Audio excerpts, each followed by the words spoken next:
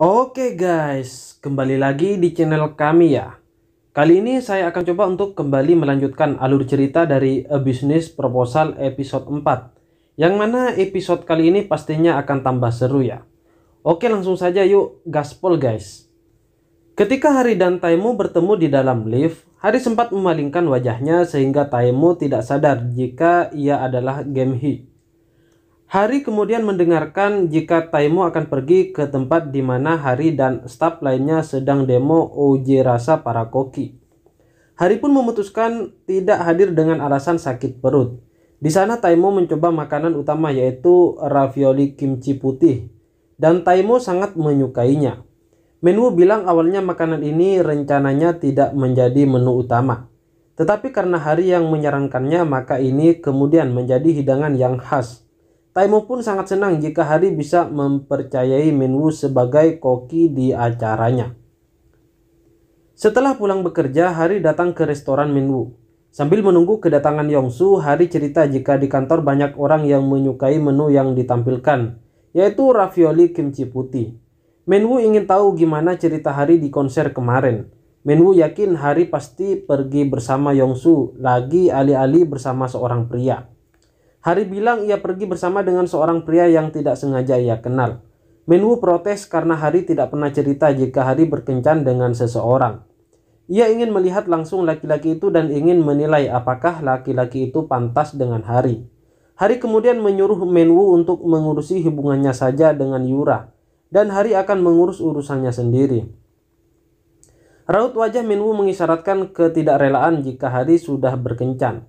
Ketika Yongsu sampai di restoran, Yongsu melihat Chang Sun-hun dan Taimo juga datang ke sana. Ia buru-buru menelpon Hari, namun sayang Hari tidak dapat mengangkatnya karena ia baru saja keluar dari toilet. Hari kemudian melihat Kang Taimo dan ia cepat-cepat menunduk ke bawah. Secepat kilat Hari mengambil barang-barangnya dan kemudian merangkak keluar. Menwu kemudian menjamu Kang Taimo dan Cha Sung-hun. Ia bilang bahwa Hari ada di restorannya, tapi sekarang Hari tidak ada. Menwu pun mencoba menelpon Hari karena Hari masih ada di restoran Menwu. Nada dering Hari terdengar dan nadanya mirip dengan lagu konser yang pernah Taimo dan Gemhi hadiri. Hari buru-buru pergi keluar untuk mengangkat telepon dari Menwu. Ia bilang jika ia mendapat pesan dari rumahnya untuk segera pulang karena restoran ayamnya sedang ramai pengunjung. Hari dan Yongsu kemudian pergi makan di tempat lain. Di sana Yongsu cerita jika ada yang ia taksir. Ia adalah sekretaris Kang Taimo yaitu Cha Sung-hun. Dan sekarang Cha Sung-hun menjadi tetangganya. Pertemuan mereka begitu luar biasa bagaikan takdir. Yongsu pun menyarankan Hari untuk tidak datang dulu ke apartemennya karena bisa saja dia ketahuan. Tapi justru Hari yang khawatir bisa saja Yongsu yang keceplosan jika Gemhi adalah Hari. Yongsu bilang ia mungkin jarang berbicara dengan Sung-hun akibat perbuatan yang ia lakukan kepada Kang Taimo. Yongsu bilang jika saja ini ulah Kang Taimo yang menyuruh Cha Sung-hun untuk menjauhi Yongsu. Hari membela Kang Taimo. Hari bilang Taimo bukan orang yang suka menjelek-jelekan orang lain. Mungkin Taimo terlihat dingin, tetapi Kang Taimo adalah orang yang sangat perhatian. Yongsu jadi curiga, jangan-jangan Hari mulai menyukai Kang Taimo. Apalagi mereka pergi ke konser berdua hanya demi hubungan palsu keduanya. Di restoran Menwu, Kang Taimo dan Sung-hun selesai makan malam. Benar kata Hari, masakan Menwu sangat enak. Kang Taimo pun bertanya berapa lama Hari dan Menwu berteman. Menwu bilang sudah selama 7 tahun. Kang Taimo heran selama 7 tahun apakah tidak ada perasaan antara mereka berdua. Menwu pun heran dengan pertanyaan Kang Taimo. Ketika pulang kepada Kang Taimo, kenapa ia menanyakan hubungan Hari dan Menwu? Apakah karena gosip di kantor banyak yang bilang bahwa Hari menyukai Menwu? Kang Taimo bilang ia hanya karena cerita Hari dan Menwu mirip dengan Gemhi dan temannya itu. Pagi harinya Sung-hun pergi ke rumah Kang Taimo dan kepala Kang untuk sarapan bersama.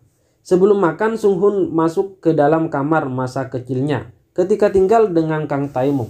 Rupanya Sung-hun sudah bersama dengan Kang Taimo dari kecil. Di kamar itu terdapat foto yang memperlihatkan jika Sung-hun diadopsi dari panti asuhan.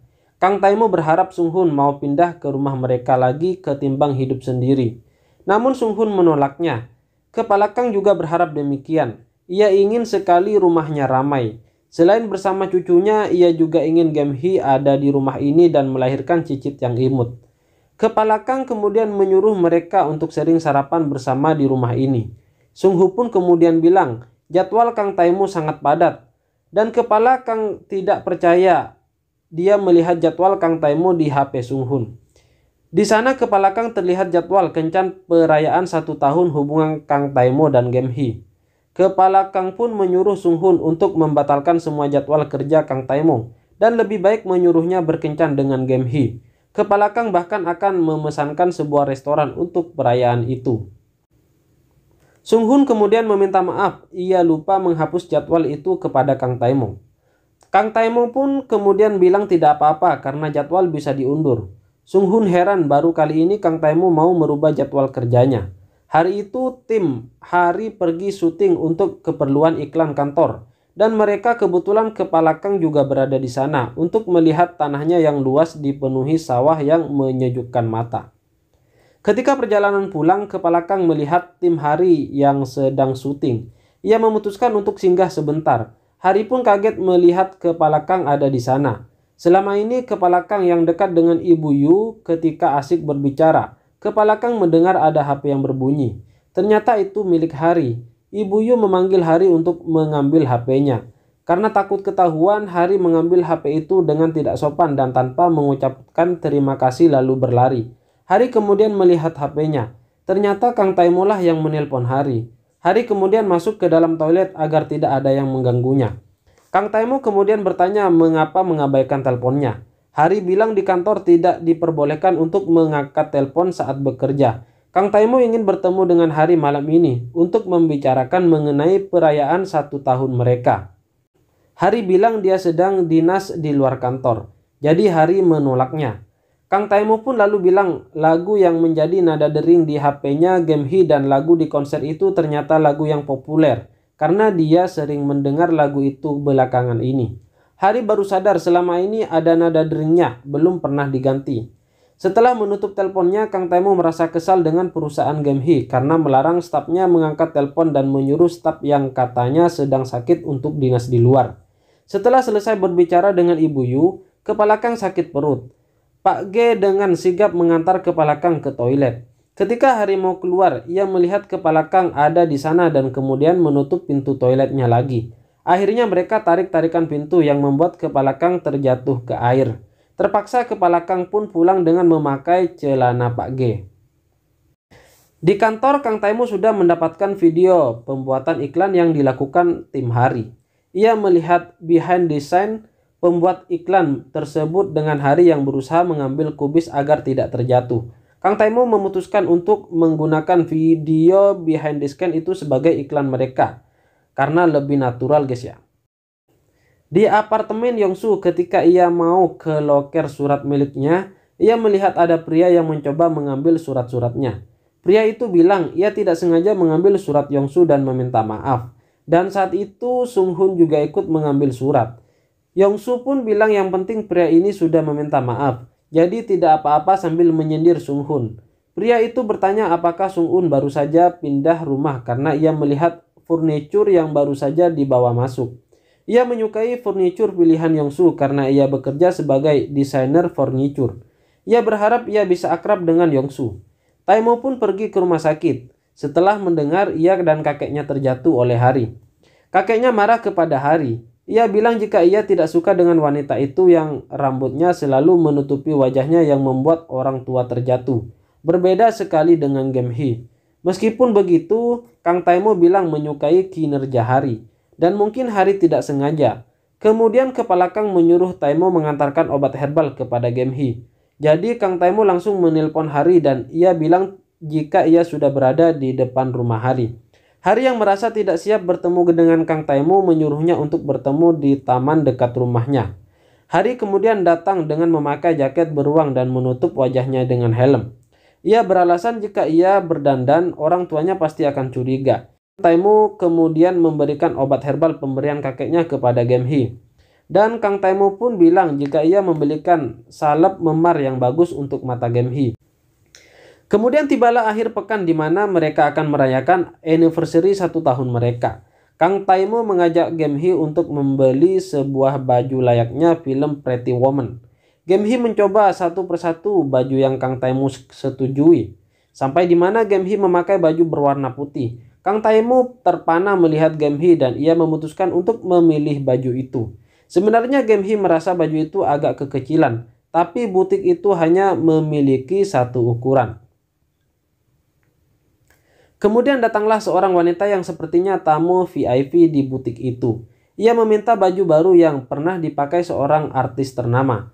Tapi sayang baju itu hanya ada satu dan sudah dibeli oleh Kang Taimo. Wanita itu sangat mengenal Kang Taimo. Ia melihat Taimo membawa seorang gadis dan ia sangat penasaran siapa gadis yang bisa memikat hati Kang Taimo.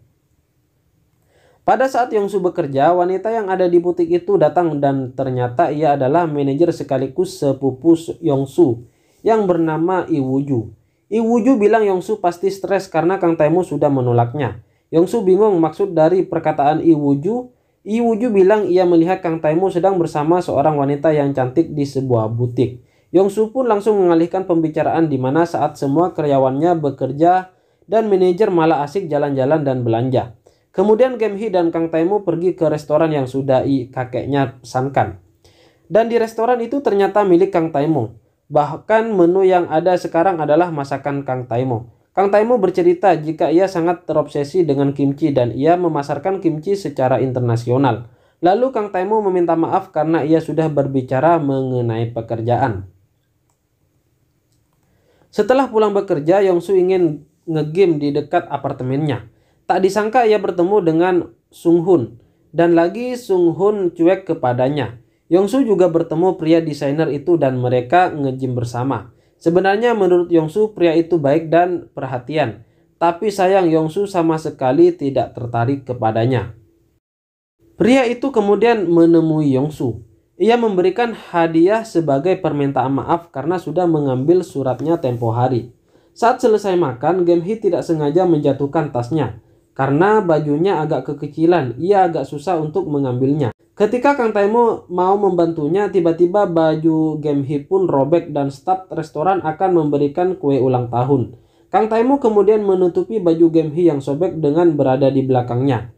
Ketika mereka pulang, Game Hee menyuruh Kang Taimo stop tertawa dan kemudian Game Hee hampir saja terjatuh karena sepatunya.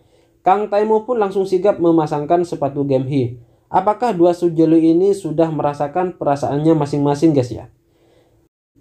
Kemudian setelah melihat kembang api di Sungai Han, Kang Taimo mengantar Game Hee pulang ke rumahnya.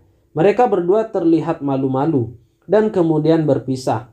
Di perjalanan Kang Taimo melihat dompet Game Hee yang tertinggal. Ia memutuskan untuk balik lagi dan menelponnya. Di sana ia melihat Minwoo datang ke restoran Game Hee dan memanggil nama asli Game Hee yaitu Hari.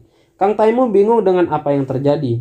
Ia kemudian mengecek dompet Game Hee dan di sana diketahui jika Shin Game Hee bernama asli Shin Hari. Ia kemudian menelpon ponsel Game Hee. Dan inilah akhir dari bisnis proposal episode 4 guys ya. Apakah identitas Hari benar-benar ketahuan oleh Kang Taimo atau tidak? Lalu bagaimana hubungan Yongsu dan Sung Hun?